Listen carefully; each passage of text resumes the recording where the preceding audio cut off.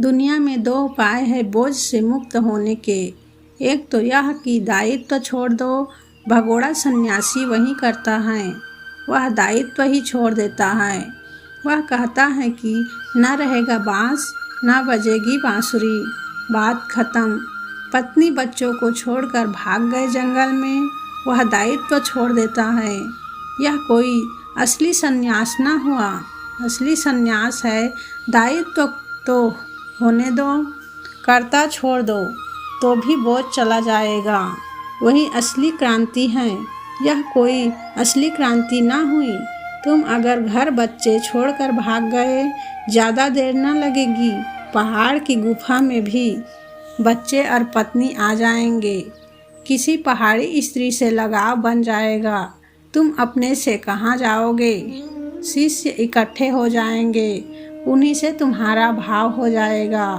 वही जो तुम्हारा अपने बच्चों से था, उन्हीं से मोह लग जाएगा।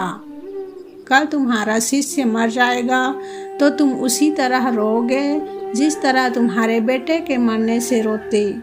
तो फर्क क्या हुआ? मकान छोड़कर चले गए, गुफा में बैठ गए।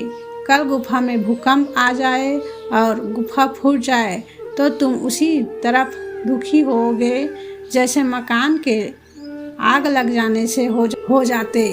भेद क्या पड़ा? तुमने स्थिति बदल ली, मन स्थिति तो वही की वही है। सब छोड़कर चले गए, एक भिक्षा पात्र ले गए और रात किसी ने गुफा से चुरा लिया तो तुम्हारे सुबह मन में वही होगा, वही भाव उठेंगे जो किसी ने तुम्हारी तिजोरी खोलकर सारा धन निकाल लिया होता तब उठते।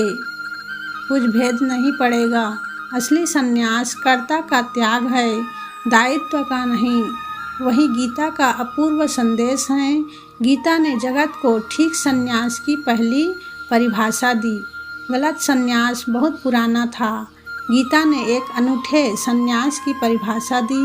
गीता ने कहा, रहो यही, जियो यही, और फिर भी भीतर से सब शून्य हो जाओ। अर्जुन से वे कह रहे हैं, तू लड़ और भीतर से शून्य भाव से लड़।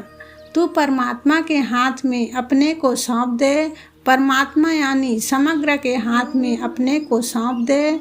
फिर उसे जो करवाना हो करवा ले। जीत होगी कि हार, यह भी विचारनी नहीं है। तू है ही नहीं करने वाला तो फिर फल विचारणीय नहीं हो सकता। अगर परमात्मा का जन्म और कर्म बहुत दूर की बात मालूम पड़े, बहुत अब्स्ट्रैक्ट हवाई बात मालूम पड़े, तो इस पृथ्वी पर जो कभी कभी परमात्मा की थोड़ी सी झलक मिलती हैं, उनमें पहचानने की कोशिश करना। उनमें भी तुम वही पाओगे, वही शून्य भाव, भीतर कोई भी नहीं, कर्म का विराट जाल और कर्ता का अभाव।